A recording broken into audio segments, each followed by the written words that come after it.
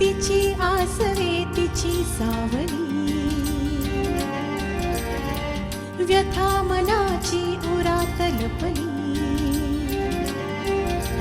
स्वप्नामधला गाव शोधते स्पंदन वेडी राणी, धुंद नदीच्या काठावरची निळ्या नभाची गाणी, डोळ्यामधुनी अलगद सांगे कहाणी, मनस्विनी मनस्विनी मनस्विनी.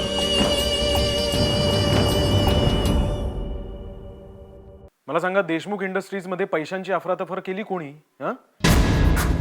टेंडर्स कोणी पळवले? आपल्या कामगारांच्या पगाराच्या कपातीची घोषणा कोणी केली? अहो, साधी गोष्ट, त्या नितीनला किती त्रास दिलात तुम्ही? याचा जरा काहीतरी विचार करायचा. तुला का त्याचा एवढा पुळका आहे? आणि एवढा जर पुळका असेल तर 24 तास राहा त्याच्या बरोबर. सयाजीराव, तुम्ही खूपच हुशार आहात. अहो, पण हा तुमचा गैरसमज आहे. मला तर नेहमीच असं वाटतं की तुमच्या इतका बेअक्कल माणूस शोधून सापडणार नाही. तुमचं ते कसं आहे माहितीये का, माछली ड तुकडीतील ढ विद्यार्थ्याप्रमाणे तुझी प्रगती आहे. ज्या माणसाने मला आईचा पत्ता दिला होता तो माणूस नेमका कुठे असेल सध्या, याचा काही शोध घेता येईल आपल्याला? साहेब, त्याला आता मी शोधणार कुठे साहेब? हेच की तू काय काम करतोस. आता मी काय करतो ही विचारणारी सीमा कोण होते? हो, आणि आतापर्यंत मला तिने खूप वेळा हाच प्रश्न विचारलाय. तुला आणि सीमाला तुमच्या प्रश्नांची उत्तर लवकरच मिळतील.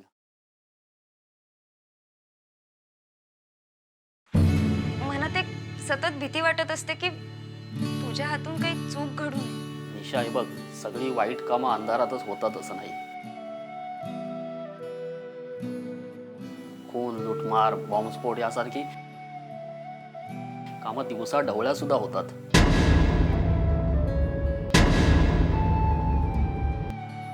हो, आता हे बघ, तुझं म्हणणं पटतंय मला, पण तरी पण तुझ्या बाबतीत असं. अगदी टेन्शन फ्री राहायचं. Okay okay. बरं, सीमा आणि अनुचा तुला काही निरोप आलेला? नाही, आज सीमा भेटली तेव्हा म्हणाली की त्या दोघी पोलीस स्टेशनमध्ये कंप्लेंट करायला जाणार आहेत. मग काय झालं काय? नाही, त्याच्यानंतर माझं काहीच बोलणं नाही झालं. बरं, ठीक आहे, मी निघतो आणि मी उद्या सकाळीच येईन. आता काळजी घे. तुझी काळजी घे. चल, गुड नाईट.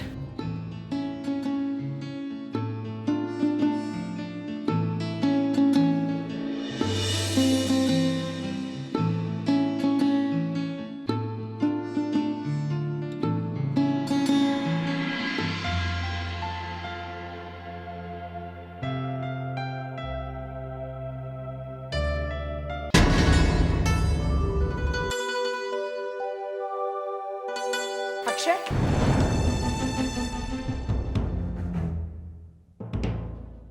काय झालं? काही नाही. अरे नाही, कसा किती नर्वस दिसतोय तू.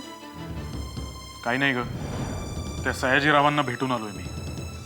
मग त्याला काही बोललास का तू? हो. इतक्या लवकर आपण घाई करावी अशी अजिबात इच्छा नव्हती रे माझी. आई, तो सयाजी आपलं काहीही बिघडवू शकणार नाहीये. अरे पण तो सावध होईल, सगळे पुरावे नष्ट करेल. छे, शक्य नाही. अगं, त्याच्या चेहऱ्यावर भीती आणि घाबरले पण स्पष्ट दिसत होतं मला. खरंच? हो, आणि त्यालाही आता आत वाटायला लागलेलं असेलच ना की आपला खेळ संपत चाललाय. हे बघ, आपल्या दृष्टीने आपण असा विचार करू शकतो, पण त्याच्या शकुनी डोक्यात काय चाललंय हे आपल्याला कसं कळणार? तुला माहिती आहे नाही, एखाद्या माणसाचे ग्रह उलटे फिरायला लागले ना की त्यांनी जर डिसिजन्स करेक्ट घेतलेले असतील ना तर ते सुद्धा चुकीचे वाटायला लागतात. त्याच्या बाबतीत असंच घडावं. आणि तसं घडायला सुरुवात झाली आहे आता. आई, शेवटी कालचक्राच्या पुढे कोणीच जाऊ शकत नाही. पण पुराव्यांचं काय?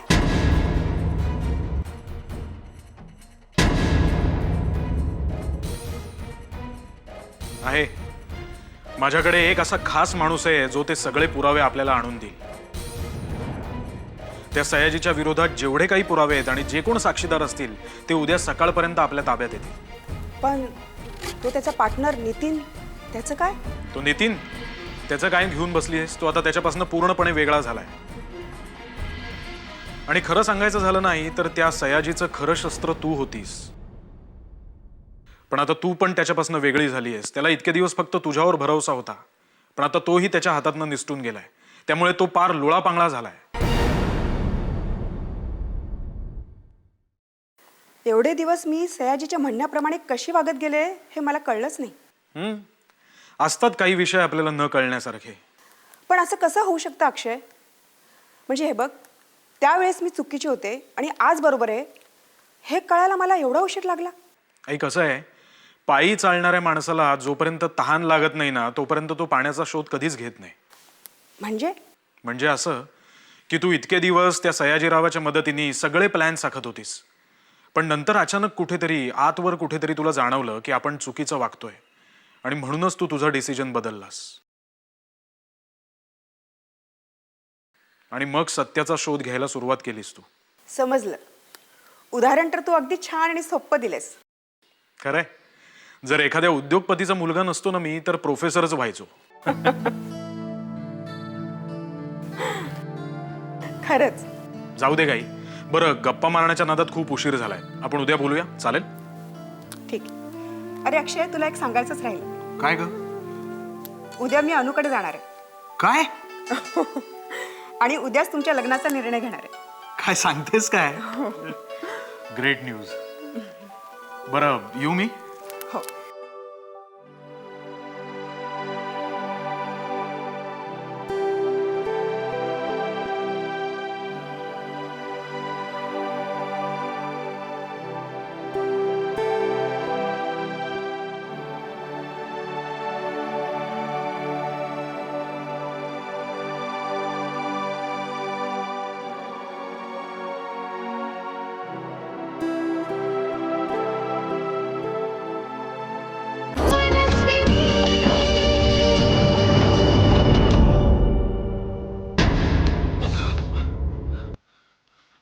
रे, मी कुठे आहे?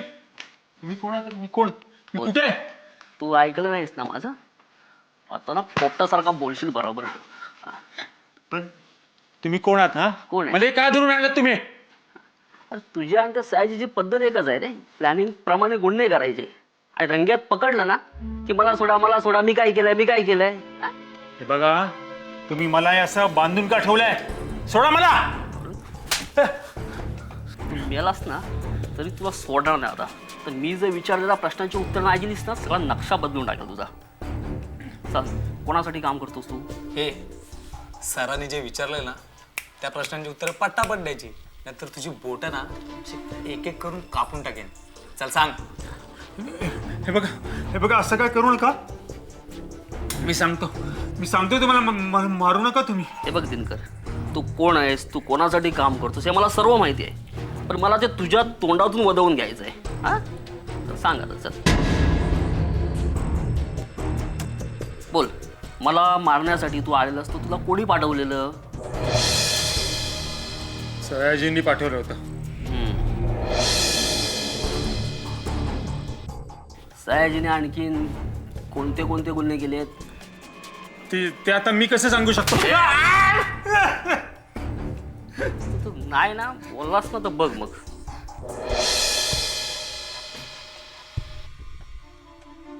देशमुख इंडस्ट्रीमध्ये पैशांची अफरातफर कोणी केली?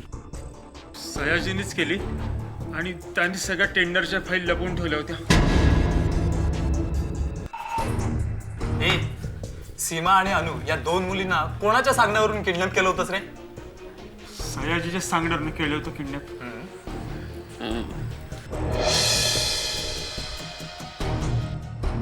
आणखीन काय काय गुन्हे केले असते जरा उघड कर. सांगतो, पण मला फार काय माहिती नाही त्याच्याबद्दल. माहित नाही तुला? माहित नाही? मारू नका. मारू नका. अक्षयच्या आईचा ऍक्सिडेंट कोणी घडवला? सयाजीच्या सांगण्यावरच मी घडवला होता. हम्म. पण नंतर सयाजीचा विचार बदलला हम्म. आणि मग त्यांनी अक्षयच्या आईला किडनॅप करून एका ठिकाणी डांबून ठेवण्याचं ठरवलं होतं. हम्म. पण तिथे आम्ही त्याच्या आईची काळजी घेतली होती चांगली. अच्छा, आता आम्ही घेतो तुझी काळजी. हा, आम्ही घेतो.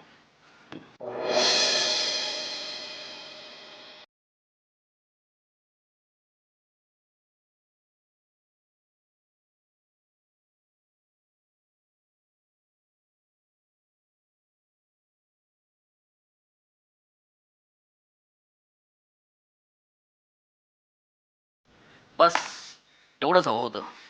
फक्त आता उद्या पोलीस स्टेशनला गेल्यावरती तुझी साक्ष बदलायची नाही. काय? समजलं? नाही बदलणार. हा. हे बघ, मग आता एक काम करायचं. काय? हा फोन घ्यायचा आणि तुझा तो बॉस आहे ना, सयाजी काय कोण, तू त्याला फोन करायचा आणि त्याला सांगायचं की मी त्या माणसाचं काम तमाम केलंय.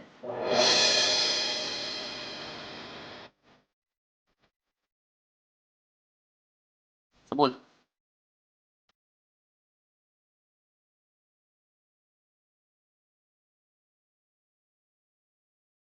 हॅलो सायजीराम.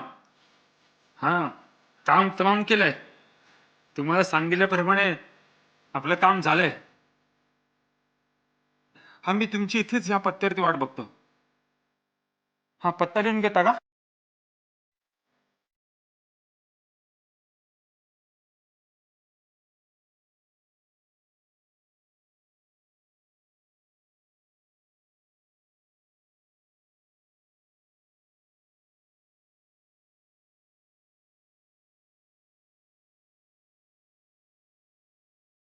मी तुमची इथेच वाट बघतोय.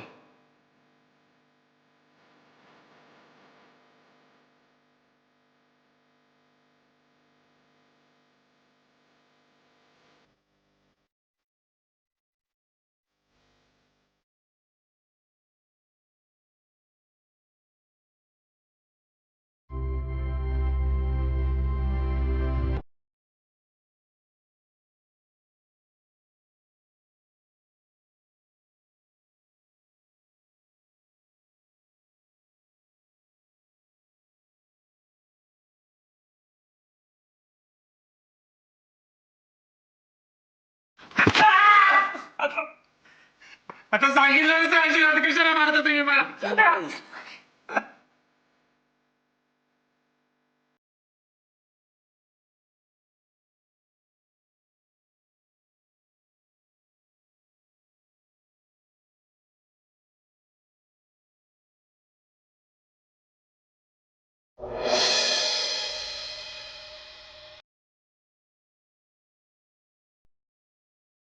दगडू काय झालं? त्या माणसाला भेटलास तू? नाही साहेब, त्या ठिकाणी मी अगदी वेळेवर पोचलो साहेब. बर. खूप वाट पाहिली मी त्याची. पण साहेब, तिकडे एक विचित्र प्रकार घडला. का रे, काय झालं? त्या माणसाने एका माणसाला उचलून गाडीत टाकून घेऊन गेला. काय?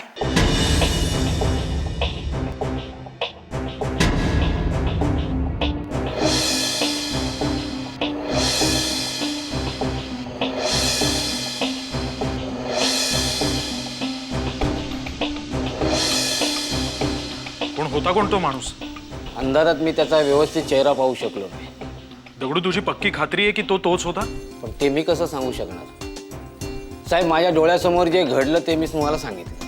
मग तू पुढे का गेला नाहीस? साहेब, हा सगळा प्रकार काही क्षणातच घडला. मी काय हालचाल करणार तेवढ्यात. दगडू, मला सांग, तो माणूस काही चुकीचं काम तर नसेल ना खरं?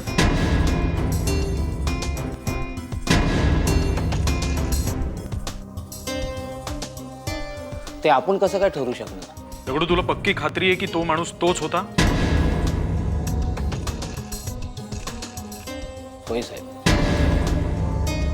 माझे डोळे धोका देऊ शकत नाही. पण त्याची बॉडी लँग्वेज अगदी परफेक्ट तीच होती. नाही रे, तसं नाही. तू हे सगळं सांगितल्यापासून माझ्या मनात एक शंकेची पाल चुकचुकते. काय साहेब? मला वेगळीच शंका येते. हा माणूस आपल्याबरोबर डबल गेम तर खेळत नसेल ना?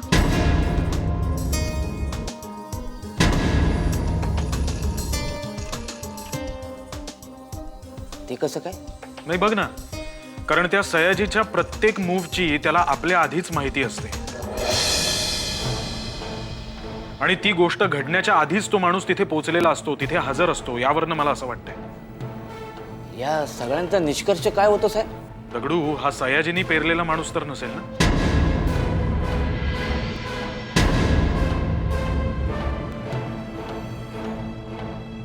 साहेब, हा एकदम कोड्यात टाकणारा प्रश्न आहे. हो रे बाबा, त्या सयाजी सारख्या माणसाचा काही भरोसा देता येत नाही.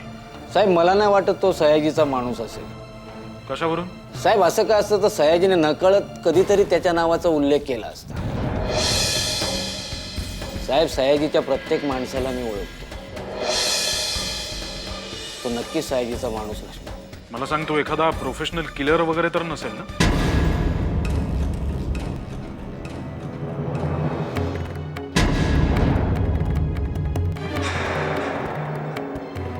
नाही. मग त्यांनी कुठल्या माणसाला उचलून नेलं असेल आणि कशासाठी? साहेब, त्याच विचारात मी पडलोय. मला सांग, आपण हे सगळं पोलिसांपर्यंत नेऊया? नको. नाही अरे, तसं नाही. काही उगाच अघटित घडण्या अगोदरच आपण काही ऍक्शन घेतली तर बरं होईल. बघ ना, म्हणजे एखादा जर चांगला माणूस असेल तो, तर उगाच त्याच्यात अडकून बसेल. साहेब, त्या माणसाचा जो उलिया होता त्यावरून मला नाही वाटत तो माणूस चांगला असेल. साहेब, माझ्याकडनं एकच चूक झाली की मी त्याचा चेहरा नाही पाहू शकलो. दगडू, हे तू जे काही सगळं सांगतोयस ना आता, ते ऐकून मला खरोखरच धक्का बसलाय. होय साहेब. पण बघ ना, जोपर्यंत आपल्याला या माणसाची काही आयडेंटिटी कळत नाहीये, तोपर्यंत आपल्याला लवकरात लवकर हालचाल करायला लागेल. होय साहेब. बरं दगडू, तू आता घरी जा. मी पुढे काय करायचंय ते तुला फोन करून कळवतो. येतो साहेब. पण साहेब, तुम्ही काळजी घ्या. नक्की.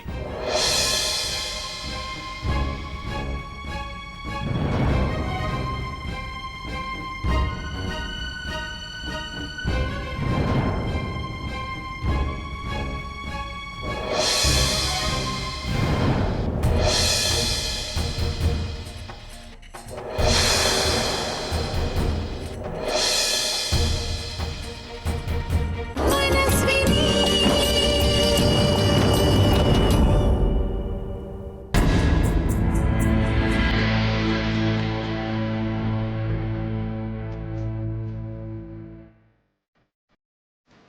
हे दिनकर,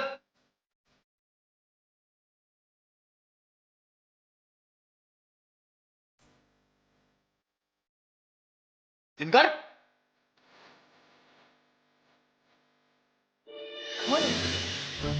दिनकर कुठेच नाही. त्याचा फोन पण लागत नाही. अरे या या या सयाजीराव, या. तुमचं स्वागत असो इथे. तू मीच.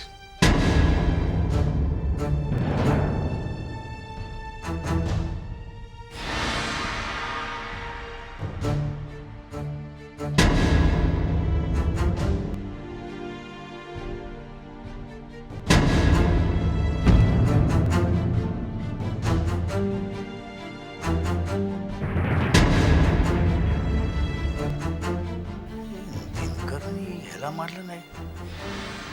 अजिबात. दिनकर कुठे? सयाजीराव, घाबरू नका तुम्ही. ए, दिनकर कुठे आहे? हे बघ, तू माझ्यावर गेम खेळण्याचा प्रयत्न करू नकोस. सयाजीराव, मला गेम खेळता येत नाही. आपण डायरेक्ट इस पार या उस पार. ए, मी इथे तुझं भाषण ऐकायला आलोय. दिनकर कुठे आहे? तू त्याला माझा खून करण्यासाठी पाठवलं होतंस ना? हो.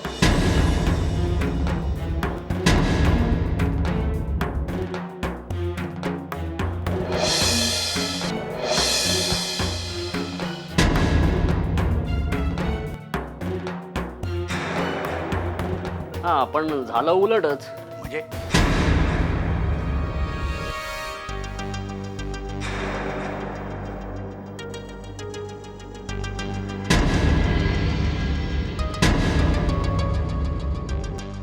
तो माझा खून करण्याआधीच मीच त्याचा खून केला. काय?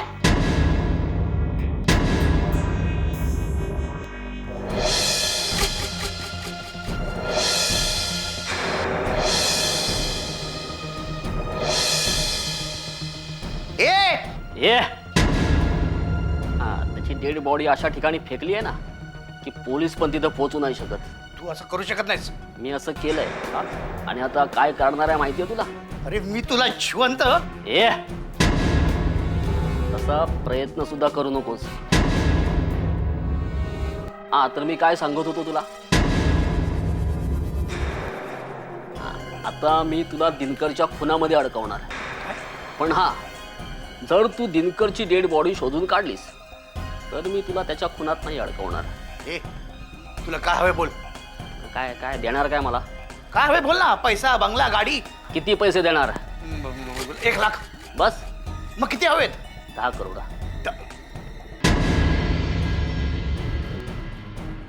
10 करोड?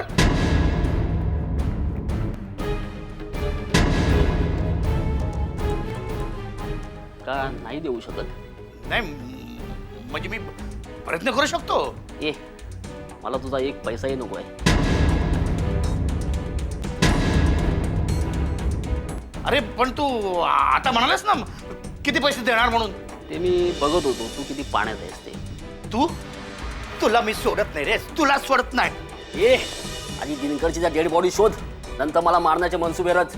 हा ते दिनकरची डेड बॉडी शोध, नंतर तुला मी ना तू म्हणशील तसं वागेल. हा चल बस आता येतो मी.